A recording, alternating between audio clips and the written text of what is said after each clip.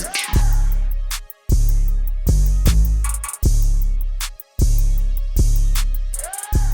is Brent Trey Sands, writer and the creator of Impound Comics. We are now watching Never Stop Dreaming podcast right now. All right, everybody, welcome to Never Stop Dreaming podcast. I got my special guest with me. We actually here at his shop right here at Impound Comics. So we got Brent here. So man, I appreciate your time, Brent. Man, thank you for having me out, man. I mean, what you got with the store, man, it's incredible, man. Like, for the people out there, like, share your journey, man. How did all this go from like idea to what we seeing right now? Most of it was just going with the flow. Most of it wasn't planned. It's just where we ended up. I released Impound 1, almost 2 years ago. Okay. And, with no expectations. It was just a milestone in my life to finally publish something like I always said I would. And then it just did well enough that I continued it. Then a friend of mine, Antoine, started helping me work with it, became a partner, and then we just kept going. Pop-ups, right on. Online sales, taking over the internet, to reaching out to Doko about possibly getting a cart in the middle, like a kiosk. Yes. And it was just a random inquiry. I probably would have said no if I didn't like the price. And then they ended up offering us a space instead. Okay. And then, here we are. Man, that's big. So you started how long ago, Impound? November of 2020. November of 2020? Yeah. Because me and you go back, man, since high school. So like at that point in time to here, did you ever think like this is part of what you would be doing, or never? I didn't know I was gonna be doing it when I released Impound 1. Okay. Like I said, it was just a hobby. It was just, I'll say this, in high school, I was writing at that time, you know what I mean? So I was writing stories, but I just wasn't going past putting it on paper. Okay. And I wasn't until Impound 1. Okay. So that was more of what I meant when I said it was something I just said I was gonna do, because I've been writing for years and just shelving it. Okay. So let's just put it out. Okay. You know what I mean? And that's what led to this. But no, I couldn't have predicted this. Man, that's something. So around that time, okay, take us back. Is this your first official business, or did you have other ventures along the way? No, I had a ton of other ventures. Which one was like your most memorable, like most fun that you enjoyed, and that transition? Concert promoting, festivals, just having a promotions company. Okay. That was probably what I did the longest, and beyond this business, besides this one, that's the only thing I ever did that was lucrative. Okay. Everything else just crashed, Yeah, this promoting and everything else I did led to this. Okay. Because I applied all those same skills, which is why I was able to get the word out so easy. The music industry actually, was the most lucrative thing I was a part of. I used that to pay for this. But it wasn't, I didn't do it as long. Okay. So when you say the music industry, were you an artist? Were you an A&R? I was an artist, but the artist side was negative financially. Okay. I didn't start making money until I started managing. Okay. So through other artists' music, I was able to do a business. Okay. And then that led to this. So managing and actually making money, I was probably in that for about 3 years. 3 years. And I still manage, but it's not my, I'm not looking for new artists or anything. I'm good where I'm at. Right. This became more of the foundation on what I'm building on top of. And I can interloop those two businesses. We do cartoons, okay. Have my artist's music on there, or have them voice act, or just trying to get creative. Okay. So the management side, can you go into detail, like some of the artists maybe we may or may not know that you may have managed, and the type of relationship you was able to build with that person, and how it, like you said, like word of mouth, it didn't take you too long to put this out there. Yeah. Like, can you talk about that, like some of the artists? So, the company I was working with, we were Free to Loss, and that was with Devo. Okay. And me and Devo were just friends for a long time through the music industry when I was an artist. he was just starting out producing, and we used to just work on stuff here and there. And then he finally came to me with this idea. We had did a managing company in the past that didn't work out. Okay. I left the music industry completely. He stayed, ended up working with a lot of people, and he elevated in it. Yeah. Then I came back into it Okay. when he asked me. And then we both were managing an artist named Marmaroso. Okay. That was the artist that his music is what paid for me starting this business. Right on. Yelly, she's also from Sacramento. TJ, 3K from Florida. Right on. And Shout I out did to work them. with other artists, but those were the three that kind of more I was actually like closely working with. Okay.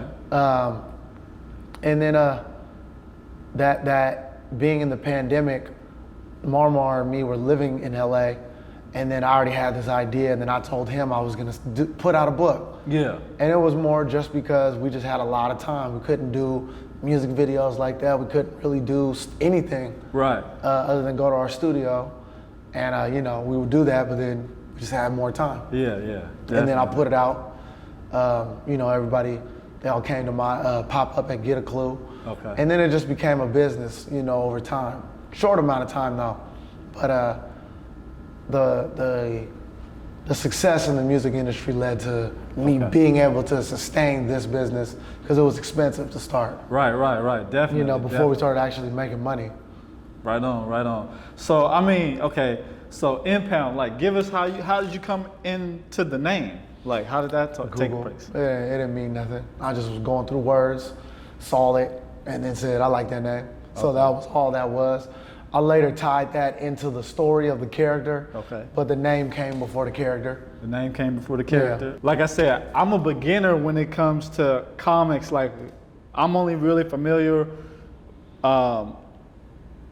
with Marvel, but I did support you. Yeah, absolutely. But I'm saying outside of that, I'm a beginner in this. So, and I know they just had the San Diego Comic-Con. Yeah. So I mean, can you talk about that comic world, like your experience with it so far? Like were you in the comics before you started writing? Like, just tell me your. I was into the world, 100%. So I grew up, fan of comic movies and characters and games.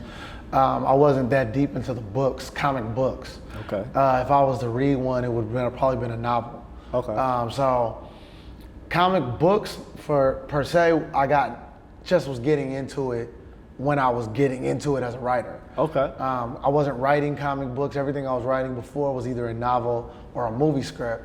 But movie scripts and comic book writing is very similar. Okay. So it wasn't a hard transition. And like I said, I was already a fan of everything else that came with it. So, from Marvel to DC to Dragon Ball Z, Right on. Pokemon, I was into all of that. Okay.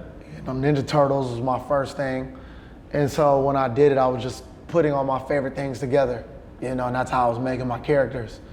A lot of people are new in the books. Yeah. Even if they were fans of the characters. Comic books themselves kind of just recently started coming back again in the pandemic. Mm-hmm. And a big reason for that was it's a new culture of people reading books, comics for the first time. Right. That probably didn't grow up on it.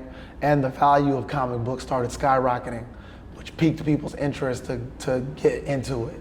Okay. But it was, in a lot of ways, a dying culture. Not the films, obviously, not the games, but the books themselves was not as lucrative as it was. Okay. And it's kind of making a comeback now. Okay, right on, man. So I mean, with Impound, can you give us a basic story for people that are interested in what you have going on? Let us know, like, how many comics, how many you in for, in the future. So what we got going present and what we got going for the future for Impound. I mean, the books wise, it's never gonna end. Okay. So that's just the cycle of being a comic character. There's gonna be an Impound 800 at some point. So Right on.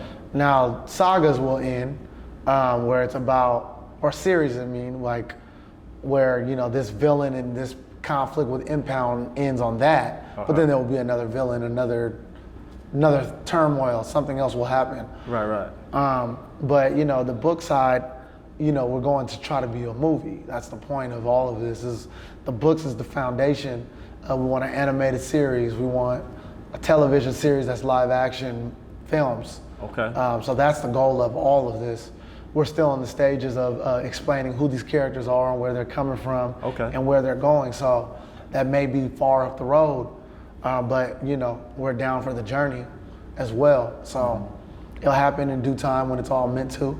But right now the short goal is more books. Okay, right on. So the goal is books. So when you started writing these books, man, did you think, like, how was the support from the people before you launched the store and everything? Like, what was that like? Like, did Everybody you have was very receptive. It was more of a that's cool kind of a receptive thing though, until we had a physical location and could put it in people's faces.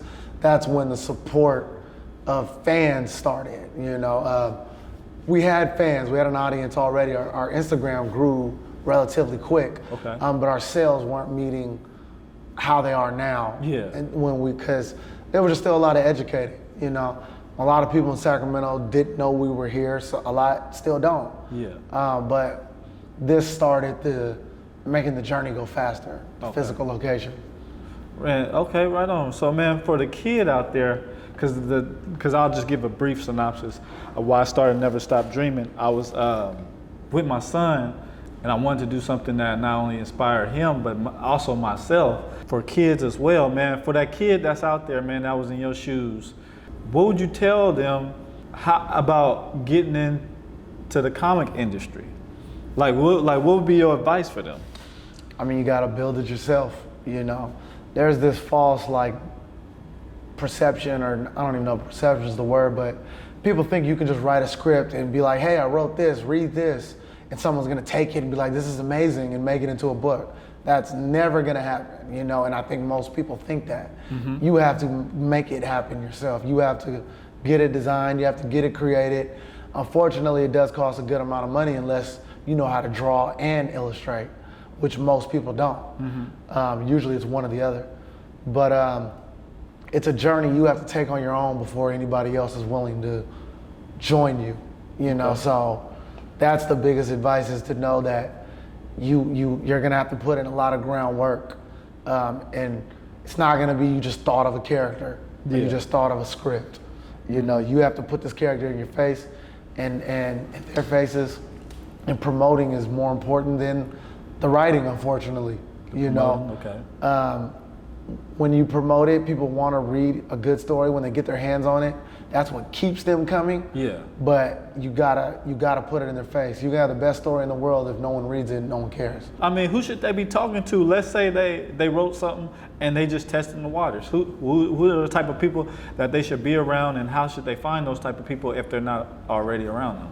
It's just the public. It's the people walking down the street. Okay. There's no one else that matters. The public's demand is what determines your character's demand. Okay. It's every person you see. Mm-hmm. It's not anyone specific. You don't know who people know. You don't know how people are gonna react to you. It's every single person you can come in contact with is who you need to be telling about it, Okay, right on, man. So, man, so writing is one of your strong points. So basically, would you become a writer in your own movie, like film directing and everything? Absolutely. Okay. I don't want to direct. I'll help. You know what I mean? I have a vision on that. I went to film school, but I don't want to be the director. No. Yeah. But the writing, yes, absolutely. Possibly having my own role in it, but I don't want to direct. No. Right. Yeah, but at the end of the day, it doesn't matter who you are. You're not going to write it better than me right now, only because you don't know where I'm going with it right now. Right. Someone can write a Batman movie. We have enough information on Batman that someone can just make their own adaptation, and it's really good. Yeah. But my characters are still so early, I would have to be a part of that writing process right now. Right. Until they see enough of my characters to take it the way that they would think. You know what I mean? Where they have their own opinion on that character, Correct. So right now, yes. Okay. I mean, how many episodes are we in for the people that don't know right now? Like how many we in for, and then what we got going towards the last ending of 2022? We got 11 books, 11 comic books, 2 kids books right now. You didn't say one. How many was it? 11. All right, yeah. But 11 comic books, 2 kids books, and then probably be at like 14 before the year's over, 14. realistically. And then we're releasing like a short anime in the next like month or so, like a 10-minute episode of Impound 1. Okay. And just striving towards that world. You know, that's gonna be the first So animated adaptation. So can we expect that towards the end of 2022 or more so like the beginning of 23? 2022. Okay. I'm talking about only this year. Okay. That will be out in September. Okay. October would be late. So, but September is what it's looking like. It's almost pretty much done. Okay, right on, man. Mm-hmm. I greatly appreciate your vast knowledge of this industry. Before we go, man, tell the people where they can find you at, like physically, digitally, everywhere, man. Sonically, hypersonically, whatever you want to call it. Impound Comics is all of our socials, so it doesn't matter what platform, we're on all of them. And then impoundcomics.com is our website. And then we're in Doco in Sacramento, and we're also in Ardent Mall in Sacramento. Okay, right on, man. So yeah, man. Physicals. That's dope, man. So we got 2 locations. Yeah. Man, so I mean, what was like when you opened up the first one, what was that like? It was amazing, you know. Paid attention to detail. You know, I made it exactly how I wanted. When I opened the second one, I just threw everything on the wall and we just opened the doors. I didn't care as much the second time around. Yeah. But, you know, the first time was really special. You know, so time and everything went into it. It was just a job second time though. Yeah. Right on, right. Did you do it all yourself in setting up, or did you have help? I mean, we did it ourselves, like just me, my friends, and family. Okay. No professional. My uncle does this type of thing professionally. Okay. So him being here, we had a professional on site, but like, we didn't hire a company to do anything. We did it all. Okay, right on, man. I can respect that, man. So yeah, here it is, ladies and gentlemen. And we got the owner of the Impound Comics, Brent. Yeah. We thank you for your time, and we hope that you enjoy watching this episode.